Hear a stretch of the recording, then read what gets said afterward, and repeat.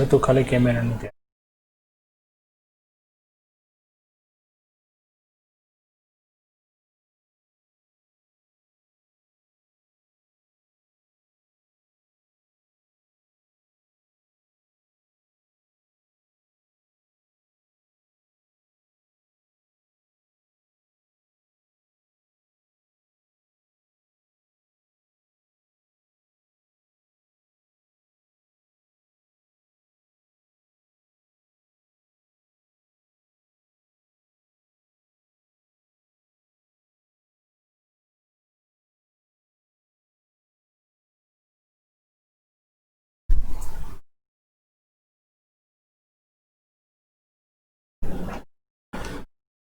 જય પ્રભુ to all of you.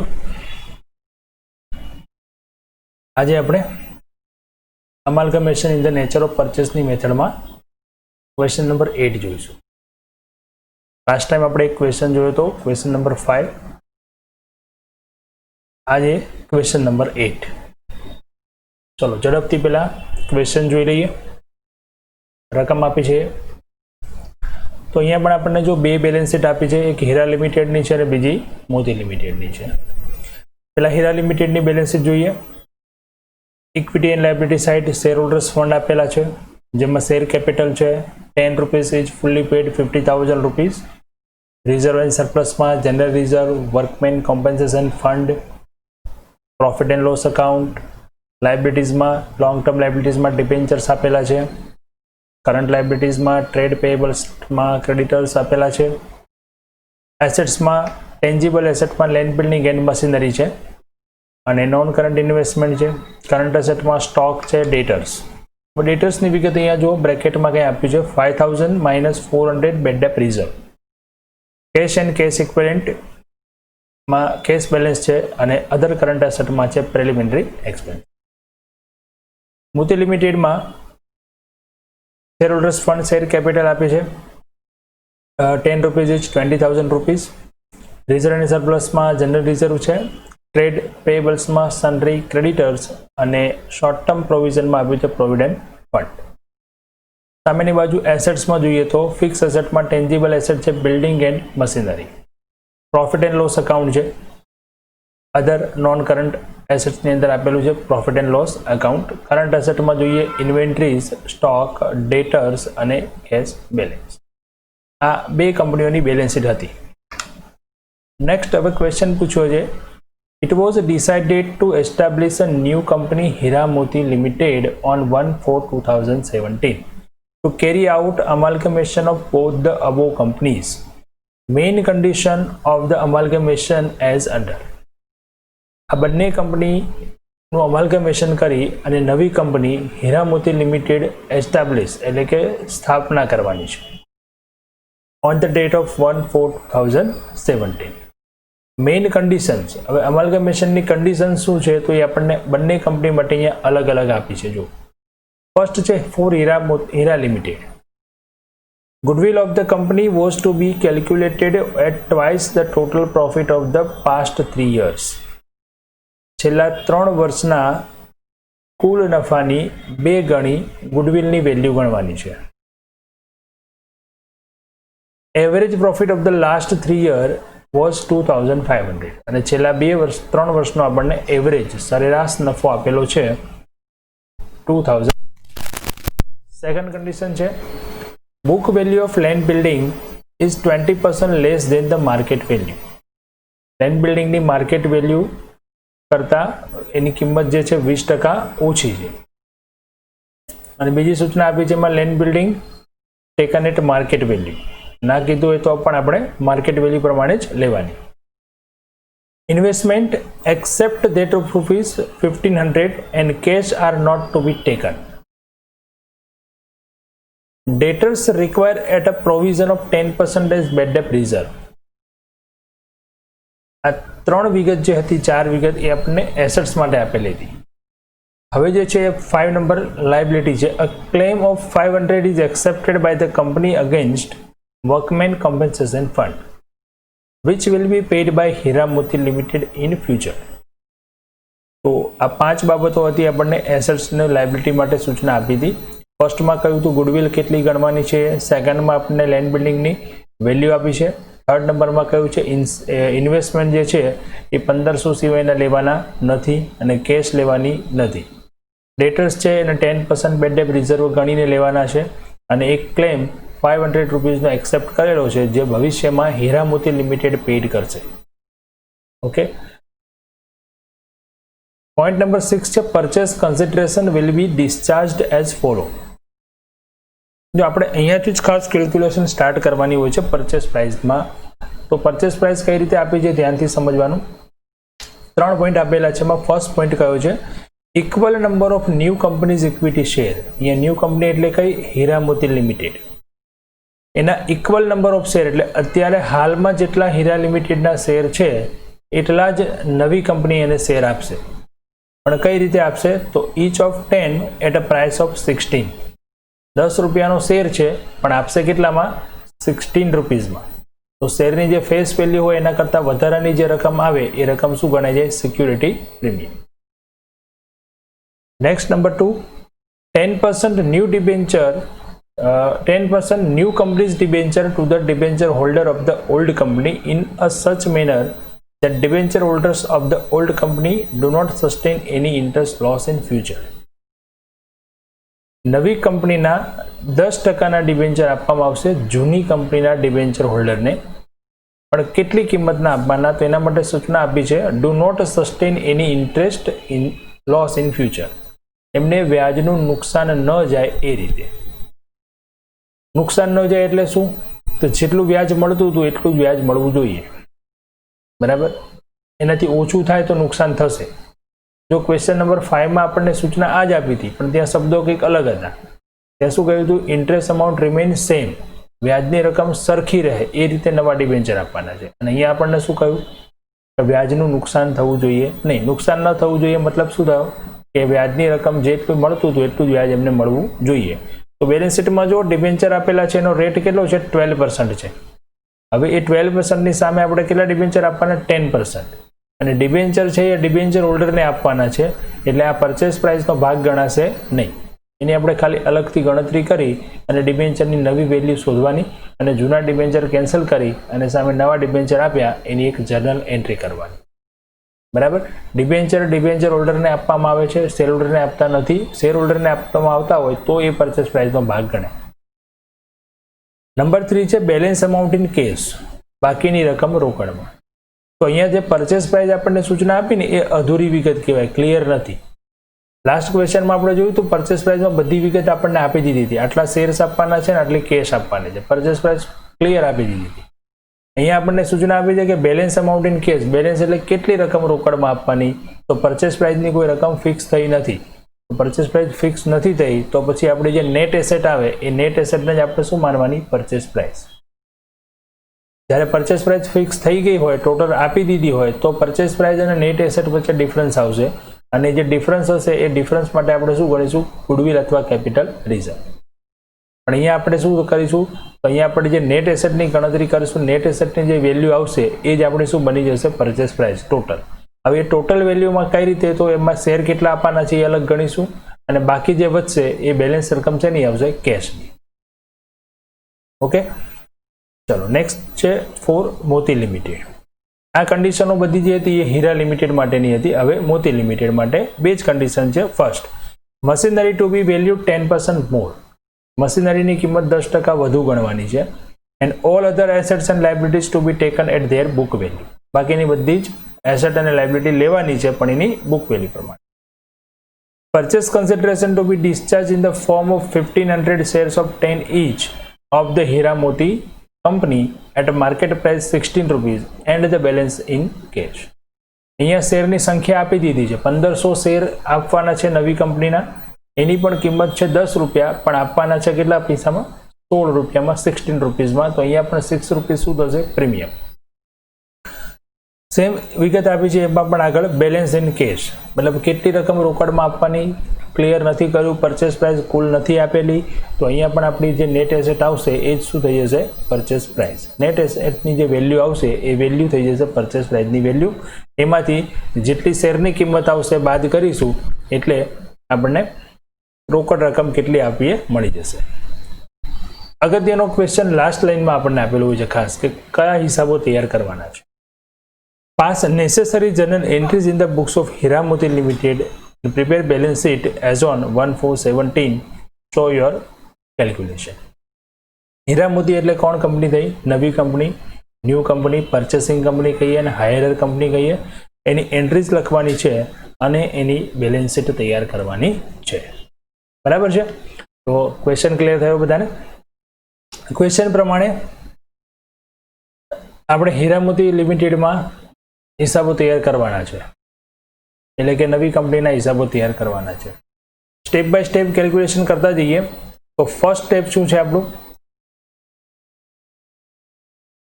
Net એસેટની કેલ્ક્યુલેશન. બરાબર છે? ચલો નેટ એસેટની કેલ્ક્યુલેશન કરીએ તો ફોર્મેટ આ પ્રમાણે થઈ જશે તૈયાર. હીરા લિમિટેડ એન્ડ મોતી લિમિટેડ.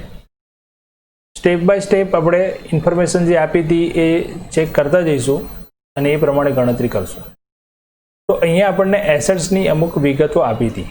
જો હીરા લિમિટેડમાં ફર્સ્ટ, સેકન્ડ, થર્ડ, ફોર્થ અને ફિફ્થ આ 5 પોઈન્ટ જે હતા એ એસેટ્સ માટે હતા. મોતી લિમિટેડમાં ફર્સ્ટ નંબર હતો એ એસેટ માટે હતો અને બાકીની વિગત જે હતી એ પરચેસ પ્રાઇસની હતી. તો પહેલાં અહીંયા જે આપણને ઇન્ફોર્મેશન આપી છે ને એ ઇન્ફોર્મેશન પ્રમાણે એસેટ્સની વેલ્યુ લઈ લેવાની અને બાકીની જે વેલ્યુ નથી આપી, કોઈ ઇન્ફોર્મેશન નથી, તો પછી as per balance sheet as per book value જે હોય એ લેવાની. ચલો સ્ટાર્ટ કરીએ. તો અહીંયા સૌથી પહેલો પોઈન્ટ હીરા લિમિટેડમાં આપણને ગુડવિલ માટે આપ્યો છે. અહીંયા જે ગુડવિલ આપી છે એ ગુડવિલ એમની ન્યૂ ગુડવિલ કહેવાય. બેલેન્સ શીટમાં આપી હોય એ એની ઓલ્ડ ગુડવિલ કહેવાય. મેં તમને મેથડ લખાવતી વખતે લખાવ્યું હતું ઓલ્ડ ગુડવિલ ઇઝ ઇગ્નોર્ડ. એટલે જે બેલેન્સ શીટમાં આપી છે એ ધ્યાનમાં નહીં લેવાની, પણ નવી ગુડવિલ માટે જો કોઈ આપણને ઇન્ફોર્મેશન આપી હોય તો એ પ્રમાણે ગુડવિલ આપણે નેટ એસેટની કેલ્ક્યુલેશનમાં ધ્યાનમાં લેવાની. બરાબર છે? ચલો ગુડવિલ માટે ઇન્ફોર્મેશન એવી આપી છે અહીંયા. Goodwill of the company was to be calculated twice of total profit. કુલ નફાના 2 ગણી ગણવાની છે. બરાબર? સૌથી પહેલા ગુડવિલની કેલ્ક્યુલેશન કરી લઈએ. અહીંયા નોટ નંબર 1 ક્વેશ્ચનમાં પૂછ્યું છે સો યોર કેલ્ક્યુલેશન. તો બધી જ ગણતરી તમારે જવાબના ભાગરૂપે દર્શાવવાની છે. ઓકે, ચલો ગુડવિલ ગણીશું. કઈ રીતે આવશે ગુડવિલ? તો ટોટલ પ્રોફિટ કીધો છે અને આપેલો છે આપણને એવરેજ પ્રોફિટ. તો એવરેજ ઇન્ટુ 3 કરીએ આપણે એટલે ટોટલ પ્રોફિટ મળશે, કેમ કે 3 યર્સ ટોટલ પ્રોફિટ કહ્યું છે અને આપેલો જે છે ને એ 3 યર્સ એવરેજ પ્રોફિટ છે. તો 2500 ઇન્ટુ 3 એટલે 7500 એ આપણો ટોટલ પ્રોફિટ થશે અને ઇન્ટુ 2 ટ્વાઇસ કીધું છે એટલે ઇન્ટુ 2 કરીએ 15000 રૂપીસ ગુડવિલ થઈ જશે. કઈ કંપની માટે આ ઇન્ફોર્મેશન હતી? હીરા લિમિટેડ માટે. મોતી લિમિટેડમાં ગુડવિલ છે નહીં તો ડેશ. ચલો સેકન્ડ ઇન્ફોર્મેશન હતી land building 20% less than market value. એટલે બુક વેલ્યુ એટલે બેલેન્સ શીટમાં જે તમને વેલ્યુ આપી છે ને અત્યારે એ માર્કેટ વેલ્યુ કરતાં 20% ઓછી છે.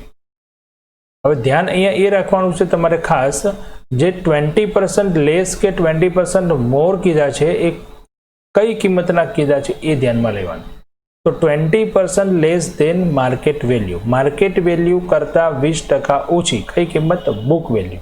આપણી પાસે છે કઈ કિંમત? બુક વેલ્યુ છે અને પર્સન્ટેજ જે આપેલા છે શેના છે? Market value. તો આવી કોઈ ગણતરી જ્યારે કરવામાં આવે ત્યારે તમારે પર્સન્ટેજ શેના કરવા એ બરાબર ધ્યાનથી જોવાનું છે. ચલો કેલ્ક્યુલેશન જોઈએ લેન્ડ બિલ્ડિંગની. નોટ નંબર 2 છે. Suppose market value 100. અહીંયા કેમ ધારણા કરવી પડી? જે પર્સન્ટેજ આપેલા છે એ વેલ્યુ આપણી પાસે નથી. આપણે પેલા ધારી લઈશું કે માર્કેટ વેલ્યુ ધારો કે 100 રૂપિયા છે અને બુક વેલ્યુ એની 20% ઓછી છે તો એના 20% કરી દઈએ તો બુક વેલ્યુ કેટલી થઈ ગઈ? 80. હવે કમ્પેર કરી લો એને. બુક વેલ્યુ 80 તો માર્કેટ વેલ્યુ 100, તો આપણી બુક વેલ્યુ છે 40000. બેલેન્સ શીટમાં આપેલ હતી તો એની વેલ્યુ કેટલી થશે? 50000.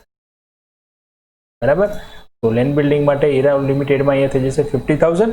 મોતી લિમિટેડમાં કોઈ ઇન્ફોર્મેશન નથી તો એઝ પર બેલેન્સ શીટમાં જે આપી છે બેલેન્સ શીટમાં આપી છે 15000 તો 15000 લઈ લઈશું. ઓકે. ઇન્વેસ્ટમેન્ટ માટે પણ સૂચના હતી હીરા લિમિટેડમાં કે એક્સેપ્ટ ઓફ 1500 એટલે 1500 રૂપિયાના જ ઇન્વેસ્ટમેન્ટ લેવાના છે, 1500 સિવાયના ઇન્વેસ્ટમેન્ટ લેવાના નથી. મોતી લિમિટેડમાં ઇન્વેસ્ટમેન્ટ છે જ નહીં. ડેટર્સમાં કહ્યું હતું 10% બેડ ડેટ રિઝર્વ માઇનસ કરીને, તો ડેટર્સ જે પણ હતા 5000 એમાંથી 10% માઇનસ કરી દઈશું એટલે 4500.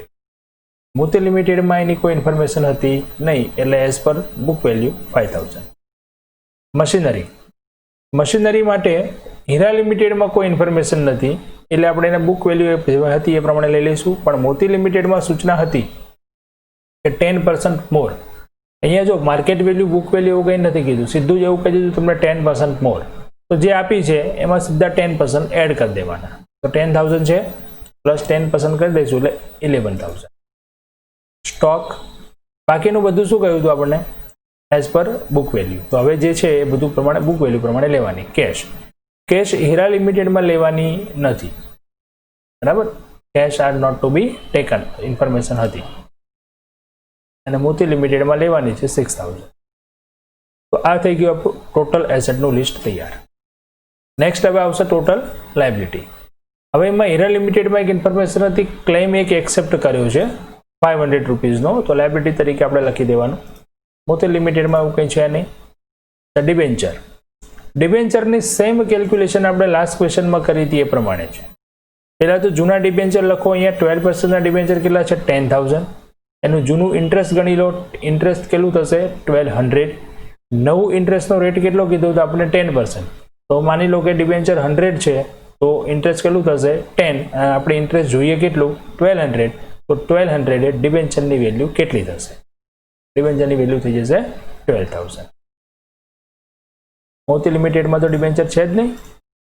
ક્રેડિટર્સ બંનેમાં જે હતા એ જ લેવાના, 8000 15000, કોઈ ચેન્જીસ નથી. પ્રોવિડન્ટ ફંડ આપ્યો છે મોતી લિમિટેડમાં 5000. Okay friends, clear? તો હીરા લિમિટેડની લાયબિલિટી થઈ ગઈ 20500 અને મોતી લિમિટેડમાં 20000. તો નેટ એસેટ મળી ગઈ બંને કંપનીની 80500 એન્ડ 25000. આજે અહીંયા આપણે કેલ્ક્યુલેશન કરી. ખાસ ગુડવિલમાં નોટ નંબર 1 લખ્યું મેં, લેન્ડ બિલ્ડિંગમાં નોટ નંબર 2 લખ્યું, ડિબેન્ચરની આપણે કેલ્ક્યુલેશન કરી છે. આ બધી જ કેલ્ક્યુલેશન તમારા જવાબના ભાગરૂપે દર્શાવવાની છે. એટલે કેલ્ક્યુલેશન જે છે નોટ્સ નંબર 1, 2, 3 એ પ્રમાણે અલગથી લખવાની છે, બરાબર. આન્સરમાં એ ખાસ લખવી પડશે. આ 3 નોટ્સ અહીંયા જે મેં લખી છે, બરાબર. નોટ નંબર 1 ગુડવિલ છે, નોટ નંબર 2 લેન્ડ બિલ્ડિંગની કેલ્ક્યુલેશન કઈ રીતે કરી, એન્ડ નોટ નંબર 3 ડિબેન્ચર કઈ રીતે આપણે કેલ્ક્યુલેશન કરી. અહીંયા 10 કેમ આવે છે? તો ન્યૂ રેટ 10% હતો એટલા માટે. ચલો next question, sorry next step આપણું શું હતું? Purchase price. તો પરચેસ પ્રાઇસ ગણી લઈએ હીરા લિમિટેડની. હીરા લિમિટેડમાં એવું કહ્યું હતું same number of equity share. તો 50000 રૂપીઝના 10 રૂપીઝ શેર હતા. નવી કંપની પણ એટલા જ શેર આપશે, તો 5000 શેર ઇન્ટુ 10 રૂપીઝ. પણ અહીંયા સિક્યુરિટી પ્રીમિયમ છે 6 રૂપીઝ, તો 5000 શેર ઇન્ટુ 6 એટલે 30000. અને કેશ 500 આવ્યા. કઈ રીતે કેશ 500 આવી? તો પરચેસ પ્રાઇસ કેટલી લેવાની? અહીંયા 50500. એ ક્યાંથી લીધી આપણે? તો જે આપણી નેટ એસેટ આવી રહી, સોરી 80000 આવશે. અહીંયા ટાઈપિંગ મિસ્ટેક છે મારી થોડી, સમજી લેજો તમે. અહીંયા પીડીએફમાં કરેક્ટ કરી દઈશું આપણે. ટોટલ પરચેસ પ્રાઇસ 80500 થશે, કારણ કે જે આપણી નેટ એસેટ હતી 80500 હતી. તો અહીંયા 50000ના શેર છે, 30000 પ્રીમિયમ છે, તો કેશ કેટલી થઈ જશે? 500, કેમ કે સૂચના આપી છે ને balance amount in cash. Okay, મોતી લિમિટેડમાં જોઈએ. ઇક્વિટી શેર થઈ ગયા 1500 આપેલા જ હતા, એમાં 10 રૂપીઝમાં શેર છે એટલે 15000 શેર, અને પ્રીમિયમ થશે 6 રૂપીઝ એટલે 9000 પ્રીમિયમ. અને એની જે પરચેસ પ્રાઇસ હતી એ કેટલી હતી? 25000, કેમ કે નેટ એસેટ એની આવી ગઈ હતી 25000. તો બેલેન્સ અમાઉન્ટ ઇન કેશ એટલે 1000 રૂપીઝ થઈ જશે cash. Purchase price is equal to net asset. જ્યારે તમને પરચેસ પ્રાઇસ ક્લિયર નથી આપી તો જે નેટ એસેટની વેલ્યુ એ જ આપણા માટે શું થઈ જશે? Purchase price. ઓકે, ચલો. So calculation of goodwill or capital reserve not required. ગુડવિલની અને કેપિટલ રિઝર્વની કેલ્ક્યુલેશનની જરૂર છે નહીં, બરાબર. નેક્સ્ટ પોઈન્ટ એના પછી હવે શું આવશે? थर्ड नंबर निकली जैसे तो 4 journal entries in the books of Hira Moti limited. Entry simple है, कैलक्युलेशन जो आपणे करीए एना परथी ज लखवानी छे। बधी ज एसेट पहला डेबिट कर दो, जो आपणे नेट एसेट में लखी दीए तो net building, goodwill, investment, debtors, machinery, stock બધું વેલ્યુ પણ એ જ લેવાની જે આપણે નેટ એસેટમાં લખી હતી એ જ। બધી જ લાયબિલિટી, ક્લેમ, ડિબેન્ચર અને ક્રેડિટર્સ ક્રેડિટ થઈ જશે અને પછી ક્રેડિટ થશે અહીંયા હીરા લિમિટેડ લિક્વિડેટર અકાઉન્ટ અને એમાં વેલ્યુ કઈ આવશે જે આપણી પરચેસ પ્રાઇસ હતી 80,500।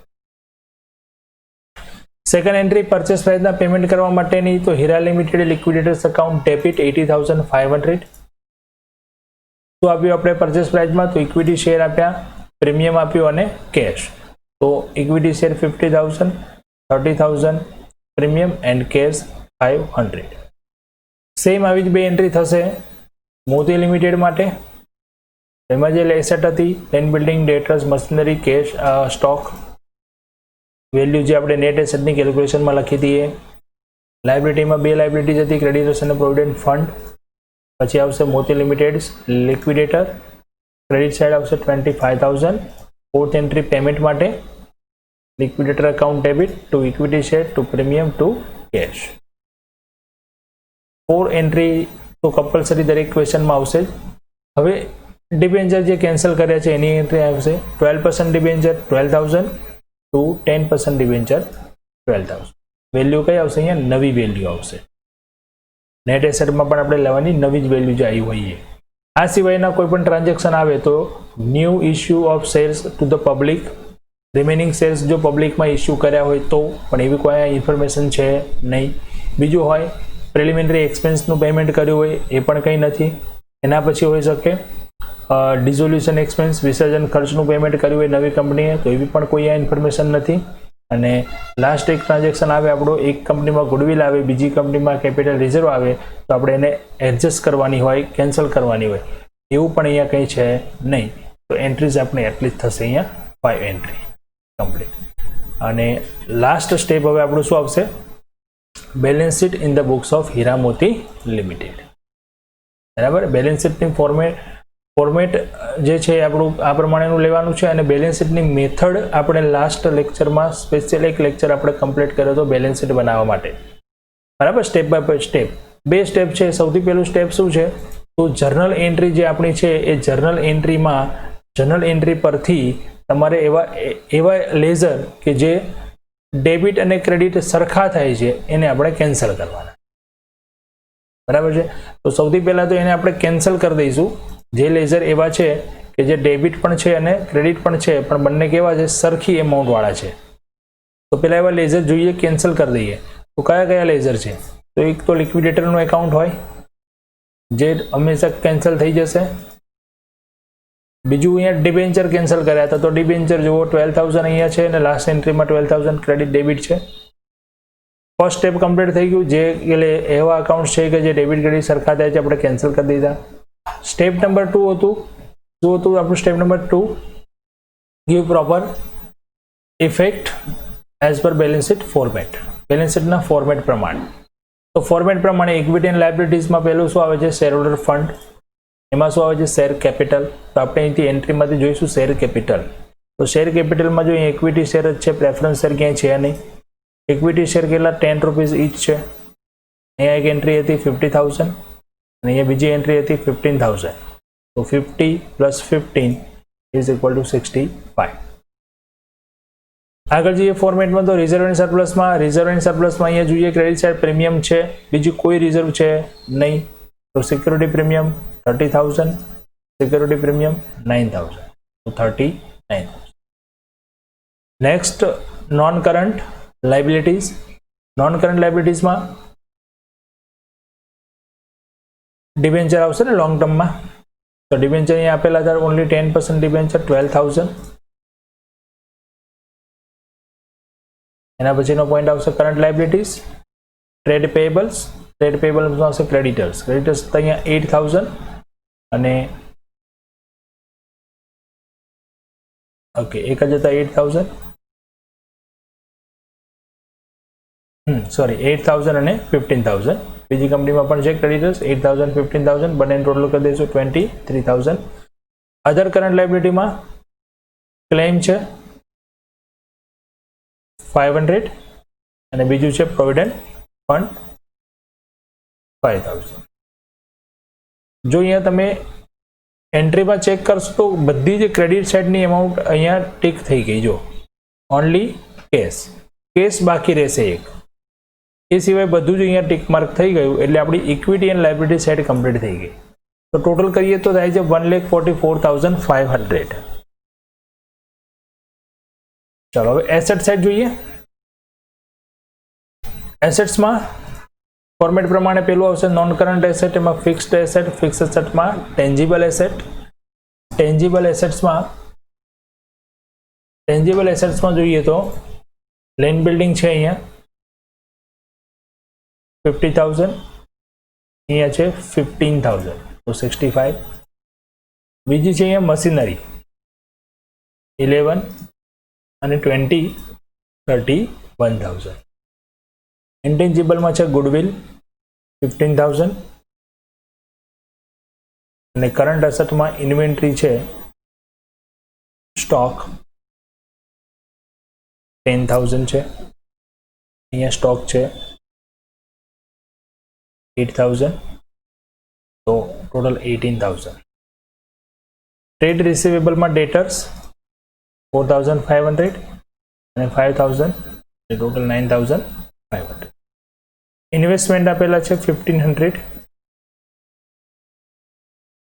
હવે જોઈશું અહીંયા તો બાકી જો કશું જ નહીં, ઓનલી કેશમાં આપણો શું રૂલ છે? આપણો રૂલ્સ પ્રમાણે કેશમાં ડેબિટ જે છે એમાંથી ક્રેડિટ એમાઉન્ટ માઇનસ કરી દઈશું. 3 જ એકાઉન્ટ છે અહીંયા. જો 6,000 ડેબિટ છે, 500 ક્રેડિટ છે અને 1,000 ક્રેડિટ છે. તો 6,000 માઇનસ 500 માઇનસ 1,000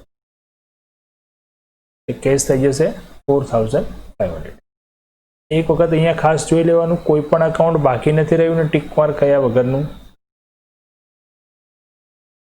તમે જ્યારે પણ બેલેન્સ શીટ બનાવો, અહીંયા હું ક્વેશ્ચન તમને જ્યારે સોલ્વ કરાવું છું ત્યારે તમારે આ પ્રમાણે ટીક નથી કરવાનું, તમારે ઓનલી ટીક માર્કની નિશાની કરતી જવાની છે પેન્સિલથી. બરાબર. ટોટલ 1,44,500. તો આ થઈ ગઈ બેલેન્સ શીટ તૈયાર. બેલેન્સ શીટ અહીંયા મેં એક ઇક્વિટી એન્ડ લાયબિલિટી સાઇડ અલગ લખી, એસેટ સાઇડ અલગ લખી. બે વખત અહીંયા તમને સ્લાઇડમાં અલગ અલગ આવે છે. તમારે જ્યારે બેલેન્સ શીટ બનાવો તો ફોર્મેટ પ્રમાણે જ બનાવવાની છે કમ્પલસરી. જે રીતે આપણું પહેલાં ઇક્વિટી એન્ડ લાયબિલિટી સાઇડ આવે પછી એસેટ્સ એક જ ફોર્મેટમાં કમ્પ્લીટ કરવાની છે, બે અલગ અલગ બનાવવાની નથી. બરાબર છે. તો આ ક્વેશ્ચન આપણે જે સોલ્વ કર્યો એના અંદર તમારે એક અલગ બાબત નવી શીખવાની હતી ખાસ, કે પરચેસ પ્રાઇસની વિગત અહીંયા આપણને ક્લિયર નથી આપી. તો આપણે પરચેસ પ્રાઇસ જે છે એ નેટ એસેટની વેલ્યુ હતી એ પ્રમાણે લઈ અને એ પ્રમાણે ગણતરી કરી. બરાબર. બીજું અહીંયા ગુડવિલની નવી બાબત આપી હતી, એસેટ્સની અને લાયબિલિટીઝની વધારે ઇન્ફોર્મેશન આપી હતી. તો એસેટ્સની વેલ્યુ ગણતરી કરવાની આવે, લાયબિલિટીની વેલ્યુ કેલ્ક્યુલેશન કરવાની આવે, એ બાબતમાં ખાસ ધ્યાન આપવાનું. બરાબર. એન્ટ્રીમાં તમે જો અહીંયા તો એન્ટ્રી ફક્ત જે બિઝનેસ પરચેસ કરવાના ટ્રાન્ઝેક્શન હતી એ જ હતી, અધર ટ્રાન્ઝેક્શનની કોઈ એન્ટ્રી હતી નહીં. બરાબર. એટલે એસેટ્સની જે new value market value find કરવા માટે કઈ રીતે ઇન્ફોર્મેશન આપી છે અને કઈ રીતે એની કેલ્ક્યુલેશન થાય છે એ મેથડ સમજવાની છે. બીજું, બેલેન્સ શીટ બનાવતી વખતે તમારે ખાસ બાબત એ ધ્યાન રાખવાની છે અહીંયા કે અમુક લેઝર કેન્સલ થાય છે, એ કેન્સલની અંદર લિક્વિડેટરનું એકાઉન્ટ તો ઓલવેઝ કેન્સલ થઈ જ જશે. સાથે કયું એકાઉન્ટ હોઈ શકે છે? ડિબેન્ચર. લગભગ એ સિવાયના કોઈ લેઝર કેન્સલ થતા નથી. અને જે ક્રેડિટ થાય છે ને એ ક્રેડિટ જ હોય છે, મતલબ કે એ ડેબિટ ક્રેડિટ બંને સાઈડ હોતા નથી, કારણ કે એ કંપનીના શરૂઆતના ટ્રાન્ઝેક્શન છે.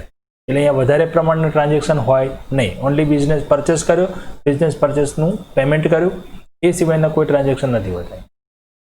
મિલકતોની અંદર એવી પણ વિગત અહીંયા હતી કે કોઈ મિલકત નથી લેવાની, તો કેશ નથી લેવાની. હીરા લિમિટેડમાં ઇન્ફોર્મેશન હતી, cash are to be not taken. તો કેશની આપણે ગણતરી લીધી નથી. નેટ એસેટમાં પણ નહીં લેવાની, એન્ટ્રીમાં પણ નહીં લખવાની. અગત્યની બાબત બીજી એ કે આ ક્વેશ્ચનમાં તમને રિઝર્વ પણ આપેલી હતી. જો જનરલ રિઝર્વ આપેલી હતી, વર્કમેન કમ્પન્સેશન ફંડ આપેલું હતું, તો આ રિઝર્વ જે છે એ રિઝર્વ આપણે ક્યાંય ધ્યાનમાં લીધી નથી, બરાબર. મેથડની અંદર આપણે ગણતરી કરીએ છીએ શું છે, એમાં step number 1 net asset. Net એસેટમાં આપણે શું ધ્યાનમાં રાખવાનું, ખાલી એસેટ્સ અને લાયબિલિટીઝ જ લેવાની, કોઈ પણ પ્રકારની રિઝર્વ અહીંયા નવી કંપની લેશે નહીં, બરાબર છે. પરચેસ ટાઈપનો અમાલ્ગમેશન હોય એના અંદર કંપની કોઈ જૂની કંપનીને ખરીદી લે છે અને એ નવી કંપનીની સ્થાપના કરે છે, એ જ પ્રમાણે સમજીને આપણે હિસાબો તૈયાર કરવાના છે.